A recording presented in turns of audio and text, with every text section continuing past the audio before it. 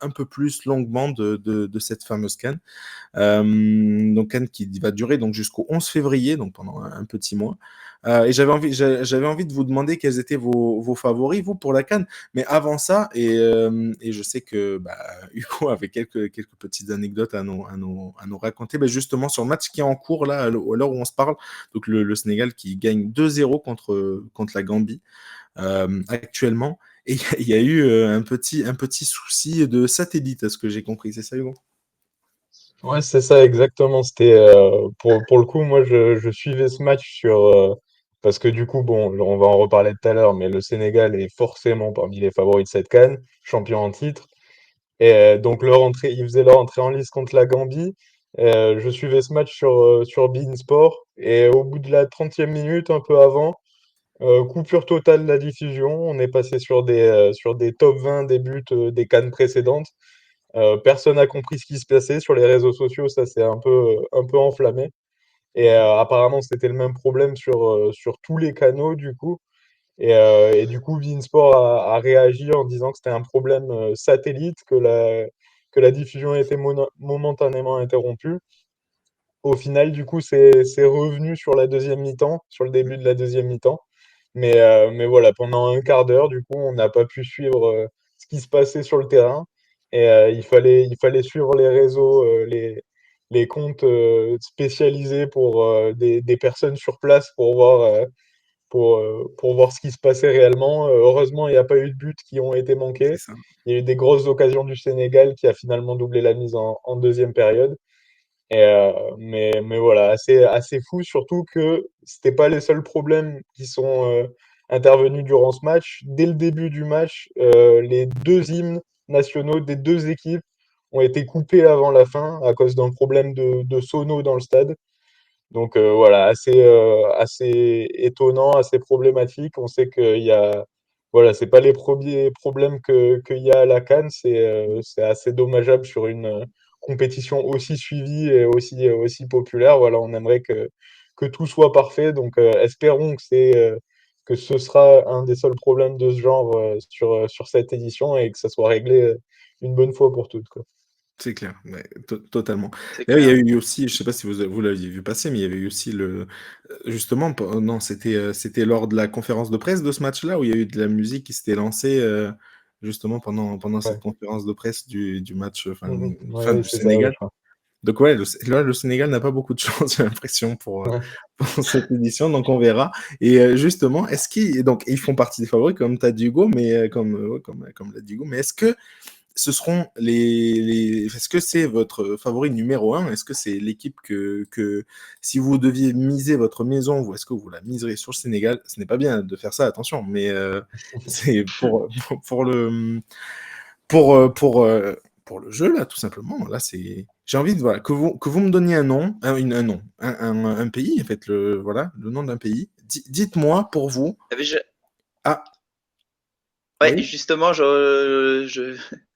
j'aurais tendance à dire ne misez pas votre maison sur un vainqueur de Cannes parce que C'est- bien heureux celui qui pourra me dire aujourd'hui qui va la remporter, même si on peut Justement, avoir et des pourtant, favoris. c'est ce que je vous demande. Donc, ben, vas-y, on va commencer par toi. Pour toi, quelle équipe donc est la mieux armée pour remporter cette CAN et pourquoi? Question difficile. Euh, J'aurais peut-être tendance à dire le Maroc, qui m'a quand même l'air d'avoir des joueurs solides à toutes les lignes. Mhm. Cependant, il faut pas non plus minimiser l'impact du public dans ce genre de compétition. Et je pense que la Côte d'Ivoire m'a l'air aussi assez solide, même si j'aurais tendance à dire il lui manque un avant-centre vraiment de haut niveau. Mhm. Ok. Ouais, moi, je mettrais une petite pièce sur le Maroc, voilà, Sur le Maroc. qui a des joueurs solides à toutes les lignes, des joueurs expérimentés au milieu de terrain, des petites pépites, et puis qui a aussi l'expérience là de la dernière Coupe du Monde. Bien sûr. Il faut quand même pas oublier ce qu'ils ont fait. Donc, ouais, je, je parierais ma maison sur eux si j'étais vraiment obligé de le faire. Non, mais c'est vrai qu'ils viennent de cette, comment dire, de cette lancée-là. Ils viennent de cette lancée-là de cette Coupe du Monde, du coup, qui était pas, ok, voilà, il était il y a un an et quelques. Et c'est vrai que ce sera, quoi qu'il arrive, comment dire, des prétendants, parce que bah, il y a des, comme tu l'as dit, il y a des joueurs très expérimentés. Puis bah, Regragui, voilà, est là depuis, et voilà, commence à avoir ses, comment dire, ses automatismes, et ça peut être pas mal. Bah, et toi, Hugo, tu nous parlais tout à l'heure du Sénégal. Est-ce que pour toi, ce sera eux les favoris? Pour moi, oui. Pour moi, c'est mon favori.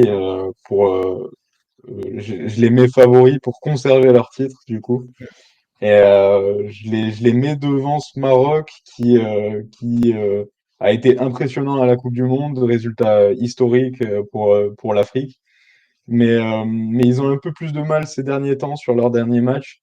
À voir, c'est une équipe que j'ai beaucoup envie de suivre sur cette CAN, voir ce qu'ils peuvent faire parce que c'est peut-être, j'ai envie de dire, une équipe au football qui se rapproche le plus de ce que nous proposent certaines grandes nations européennes, le Maroc. Donc j'ai envie de de voir ça à la CAN et de voir si ça peut être efficace cette fois-ci. Mais je vois sur une compétition comme ça, je vois un peu plus de certitude du côté du Sénégal, avec un Sadio Mané qui est toujours au top de sa forme malgré son transfert à Al Nassr. Mhm. Et voilà, là, du coup, j'ai suivi le début de match contre la Gambie. Ça joue très bien, c'est solide, c'est très sérieux. Il y a du talent à tous les postes. En défense, il y a toujours Kalidou Koulibaly, Edouard Mendy au cage. Il y a toujours des très grands noms. Pape Gueye qui a été très très bon, qui a ouvert le score. Lui qui est assez peu utilisé depuis son retour par l'OM, enfin pas en tant que titulaire en tout cas. Mhm. Donc voilà, il y a beaucoup de très bons joueurs. En attaque, du coup, là où ça pêche souvent sur les pays africains, à Mhm. part, on peut citer Victor Osimhen au Nigeria, mais à C'est part vrai. ça, ça manque cruellement de grands attaquants en Afrique. Ils ont un Habib Diallo qui est très fort. Il y a Nicolas Jackson qui devrait avoir des minutes aussi de Chelsea.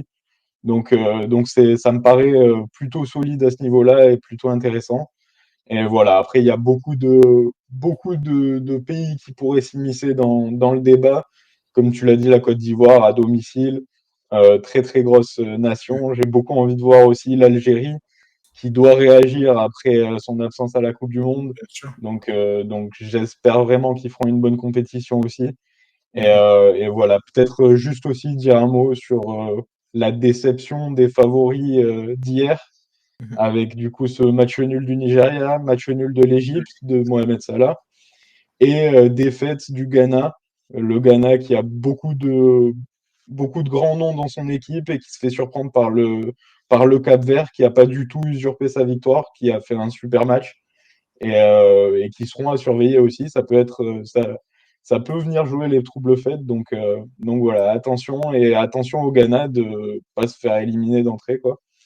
Donc voilà, mais ça sera une édition super à suivre encore. Et d'ailleurs, petit quiz improvisé entre guillemets, parce que tu m'as cité, enfin, pour toi, Hugo, c'est le Sénégal qui peut conserver son titre. Il n'y a eu que 3 pays qui ont conservé leur titre, qui ont réussi à conserver leur titre lors d'une victoire à la CAN. Est-ce que vous sauriez me dire lesquels?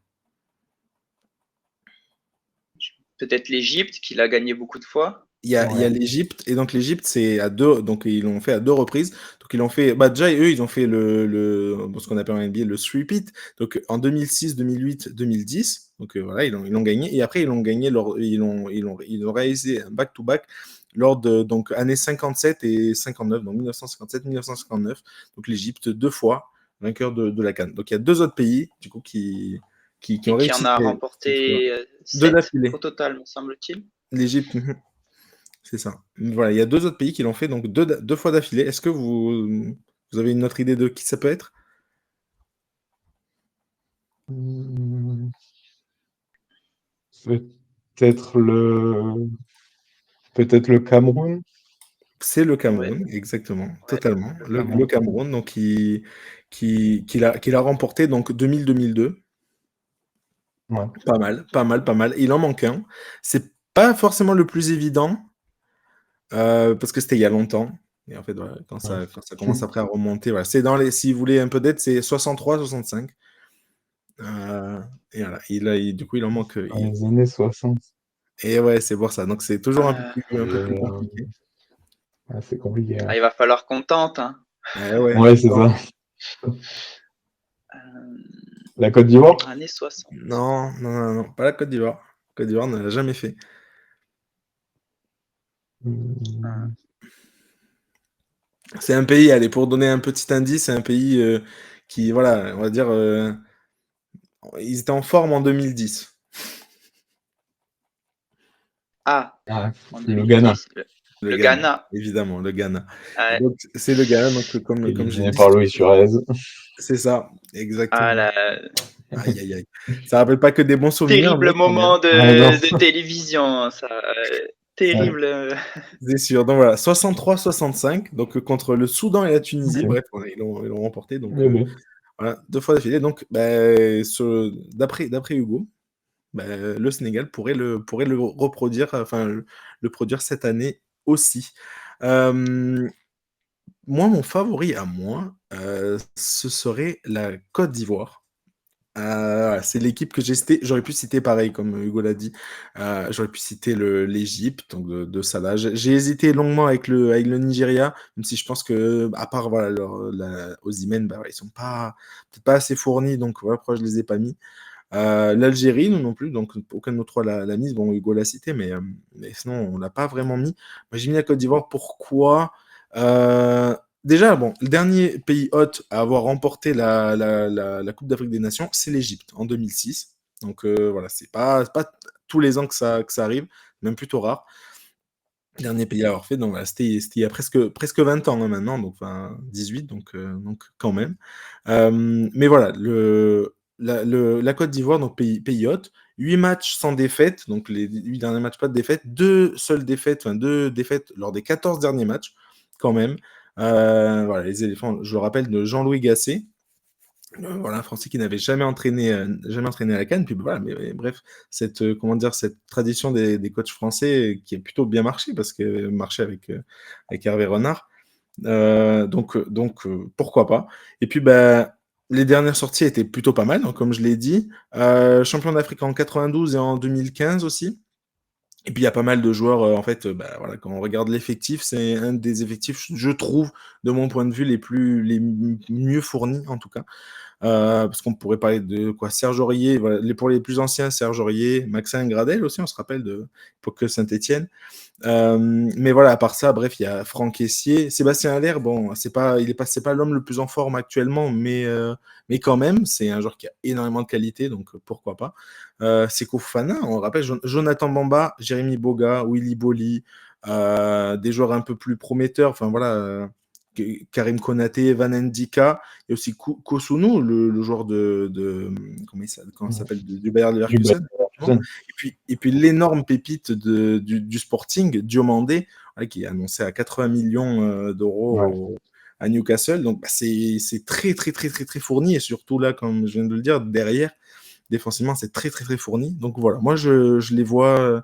Puis voilà, comme vous l'avez dit tout à l'heure, bah, comment dire, l'engouement des gens sur place. Et puis on l'a vu lors de la cérémonie et tout ça. Ça peut jouer et ouais, je vois la Côte d'Ivoire aller au bout, je pense, selon moi. On verra après comment ça se passe. Mais voilà, si j'avais une petite pièce à miser, je la miserais là-dessus. Donc il y en C'est a vrai deux qui perdent leur que maison, du coup. Comment? Du coup, il y en a deux parmi nous qui perdent leur maison. Si c'est pas les trois. Si c'est pas les trois. si Parce c'est qu'il y a pas les vraiment, trois. il y a vraiment un Chacun. monde. Il y a vraiment un monde où on est tous SDF à la fin de la CAN. Et ça, c'est fou. Terrible. Non, mais évidemment, on le rappelle une dernière fois parce que toujours important, faire attention aux jeux d'argent, c'est toujours important de le rappeler quand même. Ne misez jamais l'argent que vous ne pouvez pas vous permettre de perdre et ça, avec ça, ce sera déjà bien comme ça. Et pendant qu'on parle, voilà, le Sénégal a marqué le 3e but, 3-0 donc contre la Gambie. Voilà, juste pour réagir un peu en direct. Voilà, but de Camara. Pour info,